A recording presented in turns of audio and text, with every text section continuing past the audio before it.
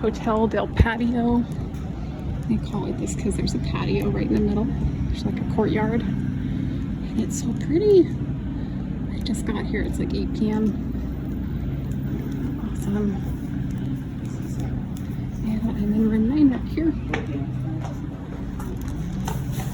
Just seeing the hotel room for the first time now. This is what it looks like. About 60 US per night. Not too bad. Yeah, not too bad. Looks like they do have one of those air conditioning units. I look like a hot mess. See, it looks like that's just some hangers. They have a dresser, TV. And then this is the bathroom. Yeah, this isn't that bad. It's kind of what I expected, I guess. I do have to say though, in Central America, for whatever reason, the bathrooms always smell. Like every hotel that you go into, I think it's just the water isn't clean. Oh, that shower is pretty gross. Oh, that's so gross. At least they have a shower mat. Okay. I always just put a towel down. So probably could put a towel down at the bottom of the shower. But yeah, that's pretty much what it looks like. I'm just gonna stay here for one night. Going to Tikal in the morning. And then I'm heading to Guatemala City the next night. So you guys, as you can tell, I'm exhausted. I took a bus from Belize City to Flores, Guatemala. Online, when you go to Rome to Rio, it says that it's a direct bus. It's not. You have to go through the border. I was so lucky because there were so many Americans and people from France and Belgium. There was one guy from Amsterdam. So there's a whole bunch of people that spoke English who went on a shuttle with me. So it wasn't too bad because we all went together. So it was kind of fun. The shuttle's kind of rough. It's like $13 US, but it's at the border when you get there. So if you get to the border in Guatemala, you can just ask for shuttle service. And there's usually always a shuttle, like a private shuttle that's there that you can take. That way you don't have to track down a bus station or try to get a taxi, you know. So yeah, we took the shuttle. It was about, I want to say like an hour and a half. Sorry, my video cut out. It was an hour and a half to Flores, no air conditioning on the shuttle. So is what it is. We're in Guatemala, right? So we can't have everything, but yeah, it was about an hour and a half. So yeah, I'm going to go to Tikal tomorrow, go see the Mayan, you know, ruins or the pyramids, whatever you want to call them. And then I'm going to head down to Guatemala City to meet my friend Jason. All right, good morning, you guys. I'm in Flores, Guatemala. I'm heading over to Tikal after grabbing breakfast. Last night a mosquito was in my room, this tiny little mosquito. Now I have a bug bite right there and right there. So that's going to be fun for the rest of the day. I'm also still sunburnt and in extreme pain. So yeah, also I only have 3G here and not LTE. I'm not exactly sure why, but I don't have very good internet. I was trying to do work last night and I couldn't. So I don't know. I think it's just the area. It might be all of Guatemala. It might just be where I'm at, where my hotel is, but I'm pretty close to the island. So I'm in a pretty touristy location. So I would be surprised if it was the area, but I'm not sure. I guess I'll go throughout the day and see what happens. Oh, you guys, I forgot to mention last night when I was sleeping in my bedroom, I heard 22 gunshots. I counted 22.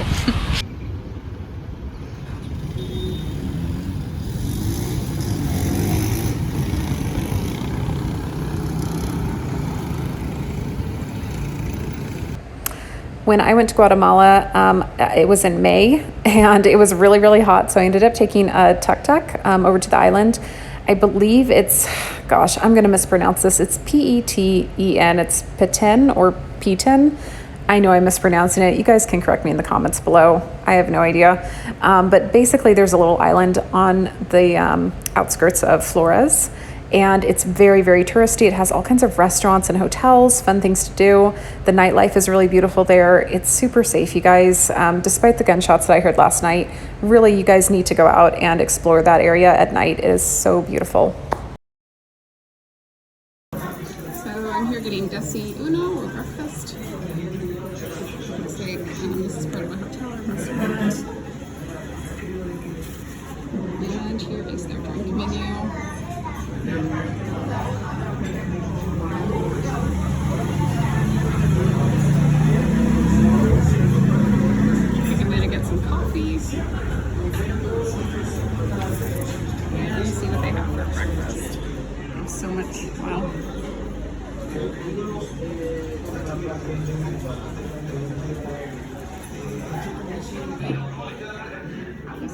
cappuccino and Milia.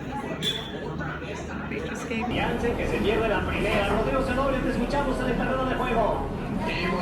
George, por parte de Andrés Lilini, preguntándole al Malema. It's like a combination of chocolate, hot chocolate and a cappuccino in one. It's really good.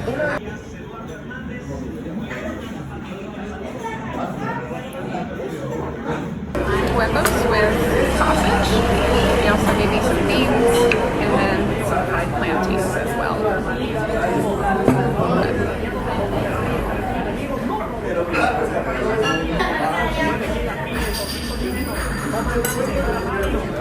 That's really good. So you guys, after breakfast, I went back to my hotel, packed up all of my things, and got a taxi to take me from Flores, Guatemala to Tikal. The drive there is actually very beautiful and scenic in some parts. This is one of them. So we just stopped by the airport to get a ticket to the Tikal National Park. You do have to buy a ticket either like ahead of time or from the airport.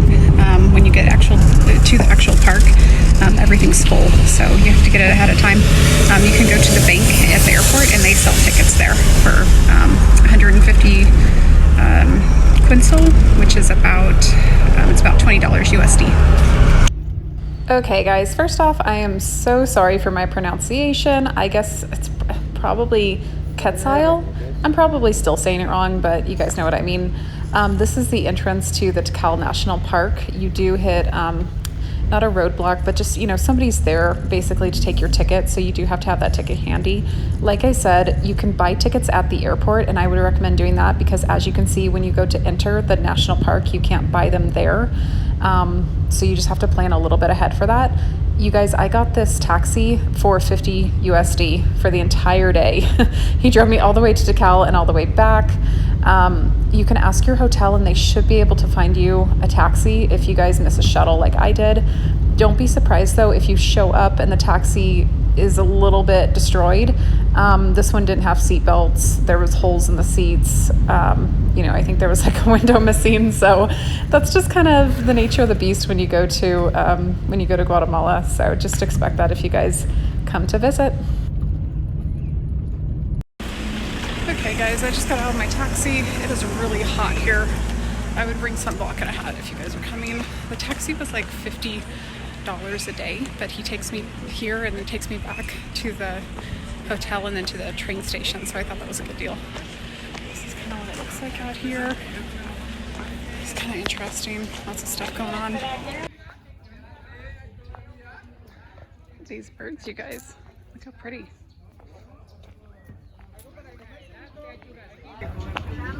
Okay guys, so this is what you see when you first enter. Looks like this is an archaeological site with more than 2,500 years of experience, or I'm sorry, history. I'm tired. The park was created in 1955. The first site worldwide to be accredited the title of Mixed World Heritage. Is within the Mayan Biosphere Reserve. So I'm gonna go see where all the Mayans used to live. This was some of their temples and kind of just explore the area. I don't know if it's been renovated. I assume it has. I know a lot of places in Peru, like Machu Picchu, are renovated constantly to try to keep them, fresh. But I assume that there's probably been some work done to these temples too, but we'll go see. Wow, guys, look at the roots on that tree. It's very interesting looking. Looks like they've been trimming it the entire time. Or maybe not, maybe it just grows like that. It has branches up at the top, nothing in the middle. I would also just recommend if, you guys are coming here with somebody who can't walk very well or somebody who's in a wheelchair, not all places of this park are wheelchair accessible. I just wanted to point that out for anybody coming. This is so cool, you guys. Look at these. Oh my gosh. Oh, I wish I had gotten that on camera. Maybe I'll find another one. I think that was an anteater. There's one over there. Wow, look at that. Look at this, you guys. Isn't this cool? So you guys, I do have to just tell you, I was a little bit naive coming here.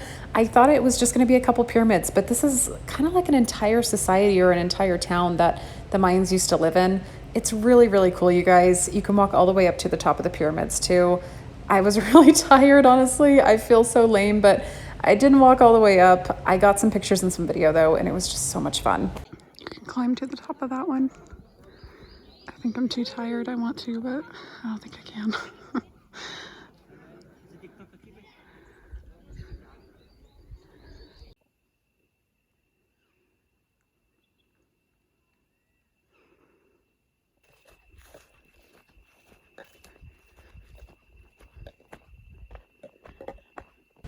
When you go to the Tikal National Park, you're also going to see a lot of burial sites. The originals are going to be guarded with these fences, like the one that you see here.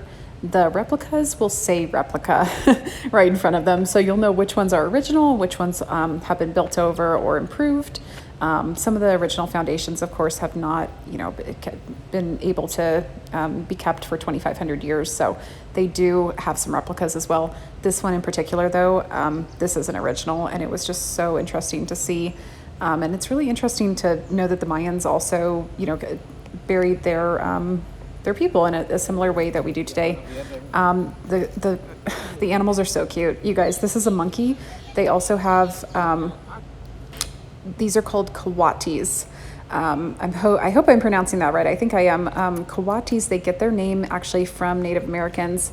The name means nose and belt, and that it's actually referring to the way that they dig their nose into their food and into different things. They're so cute, you guys, and they're really, really curious animals. So if you guys have food or if you're around them, they will actually come right up to you. They're not super scared, especially in the Tikal National Park where there's so many humans around them all the time. They're just super, super adorable.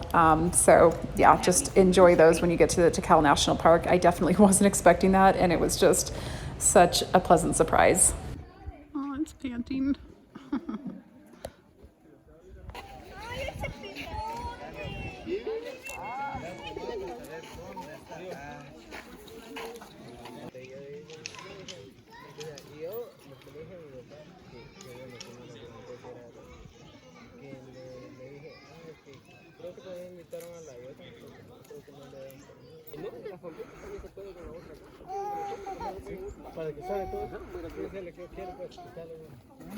Lo siento.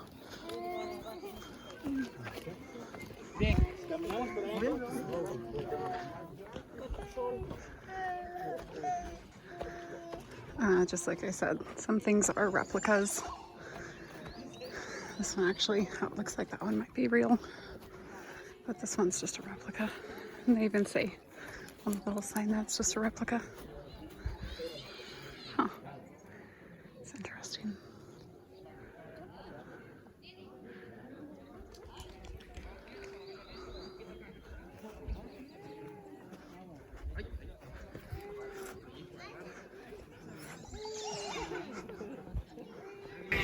And you guys, just a little background in history. These temples were made for gods. So they would actually perform rituals. They would sacrifice people, typically at these temples. So there's a whole bunch of history, very, very unique history. And I'm going to be honest, knowing those things, walking around in this area, it is a little bit eerie to know that there were human sacrifices that were going on here, and a lot of different sacrificial rituals as well.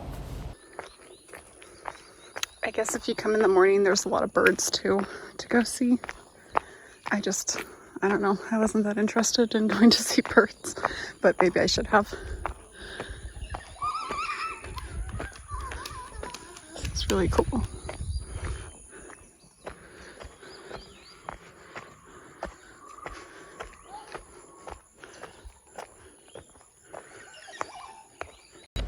And this is just the drive going back to Flores, Guatemala from Tikal. It really is a beautiful drive, you guys, so definitely look out for nature, wildlife. It's just really pretty when you're driving this route. Once I got back, I took a little bit of a tour of the island off of Flores, just on one of the tuk-tuks. Tuk-tuks are super inexpensive, you guys. I think they're like $1 or $2 per ride, but it's a great way to see a lot of buildings, get around, just kind of like explore the island area. And they go a little bit outside the island too, to the bus stop and to a couple other places. So you can definitely go off the island as well. Super pretty though. Great place to go boating or kayaking. Super, super fun. Just a great place to hang out. I also decided to stop at a Burger King. There was nothing special about it. So if you guys are in Guatemala and you're thinking there's something special at the Burger King, there's not. There's like a ham sandwich and, you know, a couple other things, but it's not anything unique to Guatemala. So that was kind of a bummer, but, you know, at least I tried. Flores, Guatemala has a lot of old colonial buildings. They're pretty cute. All different colors. Oh, sorry, I didn't know you were in there. Just passed by a police officer. I think I spooked him a little bit. This looks like a church up here. It's Easter Sunday today, so I'm gonna go see what's going on. Oh, looks like a basketball court. Church. That's pretty cool. Roads are pretty steep to walk up and down on, but yeah, overall really nice place. Flores, Guatemala, highly recommend. It's not dangerous like Guatemala City. I haven't been to Guatemala City yet, but that's what Jason says. He's been to both, so yeah. Overall, everything's been great so far, other than the gunshots. Jason says they were fireworks, but I'm pretty sure that they were gunshots.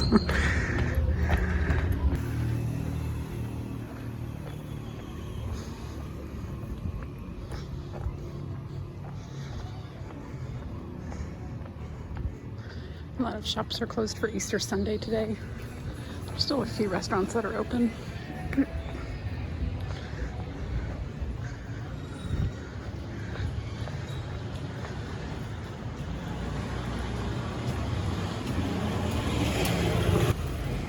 And again, you guys, the reason you see all these colorful little colonial buildings is because the Spanish colonized Guatemala before they gained independence. So a lot of this architecture is actually old Spanish architecture about 200 years back. So you'll see a lot of this in Flores, Guatemala. It is quite beautiful, and the colors are just like none other.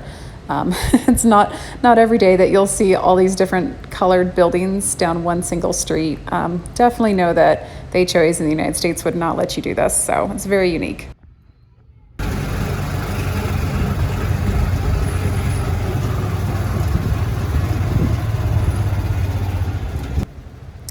Also, you guys, when I passed the border and got onto the bus or the shuttle with all of the other tourists, they were all staying at hostels. Honestly, you guys, I've never stayed at a hostel before, but I'm thinking about starting because it seems like this would be a really great place to actually stay at a hostel. You don't have to stay necessarily at the cheapest hostel. It doesn't have to be dirty necessarily. But I do know that there's just kind of like a vibe of young people who go to Central America, particularly Guatemala. And they all hang out at the hostels because they're cheap. But it's a really, really great way to meet people. So, yeah, I think if I was going to do Flores again, I probably would have gone to a hostel instead of going to a hotel. Not just because you meet more people, but also because there's a lot of connections to the hostel. You can find, like shuttles and taxis easier. Things are cheaper at hostels because, it's kind of expected that if you're staying at a hostel, you don't want to spend a lot of money. So, yeah, I think my biggest takeaway just as a whole with Central America is maybe go stay at a hostel. Even if it sounds bad, try it. All right, guys. And then after that, I just sat in the bus station for about 2 hours, got onto an overnight bus. I was sitting next to a man whose body fat was dripping over into my seat, so I didn't sleep a wink. Totally fine though. Woke up the next morning, met Jason in Guatemala City. If you guys want to see the video of that, it is also going to be on my channel. And if you guys want to see more, like and subscribe, and I'll see you in the next video.